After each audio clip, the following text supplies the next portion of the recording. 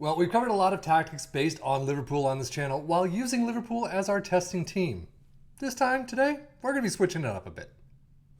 Yes, in our tactic talks, we usually do Liverpool, Aston Villa, and our championship side of Ipswich Town as our test. And today, we are switching up from Liverpool to Aston Villa.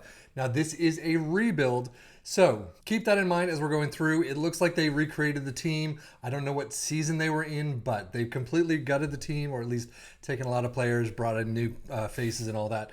But we're going to test it out with those three teams that I just mentioned before and see how this works, especially for Aston Villa. So let's just dive into the Premier League and see what happens.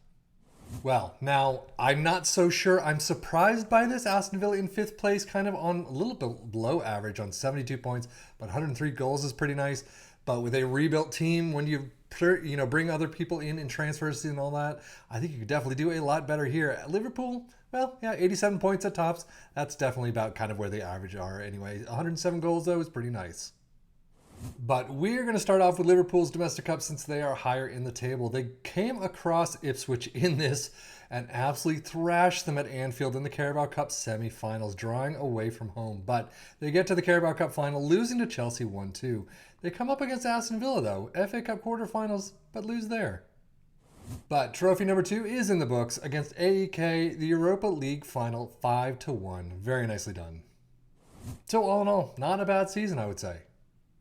And I would actually think a little bit below average in green, interestingly enough. But we have 28 goals for Salah, 26 for Nunez, 26 for Diaz as well, 21 for Jota, assist 25 for Trent, 20 for Mohamed Salah. That's very nice for him.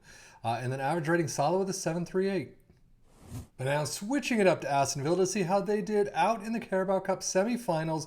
The first leg was a doozy of a loss, unfortunately, not being able to bring it back enough at home, and they're out there. They get to the FA Cup semi-finals after kicking Liverpool to the curb, but that's where they end against Arsenal 0-1.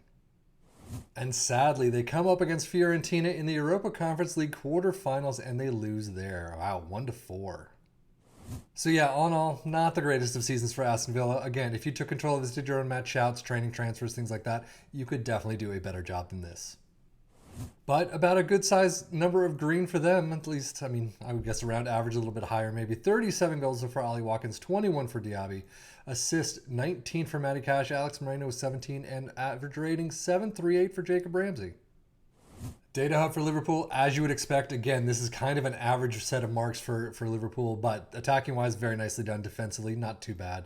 2.82 goals per game, 1.26 conceded, 1.03 XG against. Definitely higher than their usual. Aston Villa getting the goals this time around. Attacking-wise, very nicely done. Defensively, a little bit worse than Liverpool, but still not horribly. But 2.71 goals per game. 1.32 conceded is not bad. 1.23 XG against. That's kind of on the average mark. 1.32 is a little higher. Premier League stats, 2.29 points per game for Liverpool in first. Aston Villa all the way in 5th with 1.89. Most goals first and second, though, 107 down to 103. Fewest shots against Liverpool in 4th with 298. Aston Villa with 352. Most possession, Liverpool making the list with 51%. Most dribbles made, Liverpool again making the list with a flat 600. And most shots for, again, first and second, just flip-flop this time. 609 for Aston Villa, 596 for Liverpool.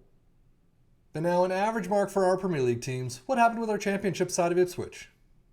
Well, definitely above average here. They're still in first place, which is kind of their average mark, but still, 114 points, 138 goals is pretty nice. Well, taking a look at Ipswich's domestic cup run, we already know that they were out against Liverpool handily in the Carabao Cup semi-finals. They did get to the FA Cup final, losing to Arsenal 0-3. That's an insane run, I've got to say. So yeah, if you're looking for a tactic for Ipswich or somewhere around there, this might be a good one to check out. And still, squad-wise, maybe average, maybe a little, just a smidge higher, but still. 17 goals for Hurst. Marcus Harness with 12. Assist 28 for Leif Davis, 12 for Wes Burns. And average rating, Leif Davis with a 7.40. But on to the championship stats. 2.48 points per game in first place. Most goals in first with 138. Fewest shots against in second with 350. Most dribbles made in 8th with 737. And most shots for in second with 714.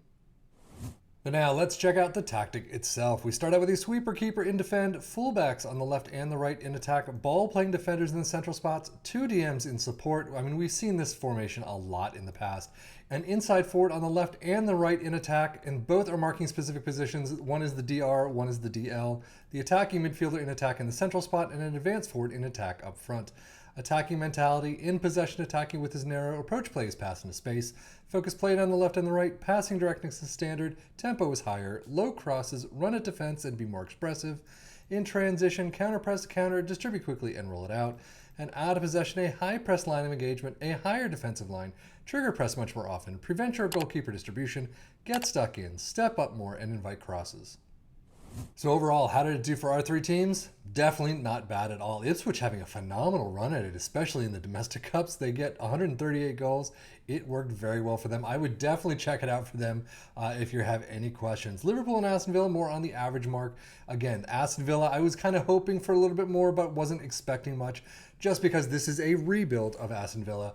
So you definitely need to bring some other players in and kind of fit those roles a little bit better. But it didn't hurt them at all, I would have to say. I mean, 72 points is probably a little lower than usual, but 103 goals is pretty nice. So definitely check it out. And if you have, let us know how it worked in the comments below. But here, not too bad. A little bit of good, a little bit of okay, but overall, about average. So that's it for me, FM24 for the Football Manager blog channel, saying thank you as always for watching. Take care and enjoy.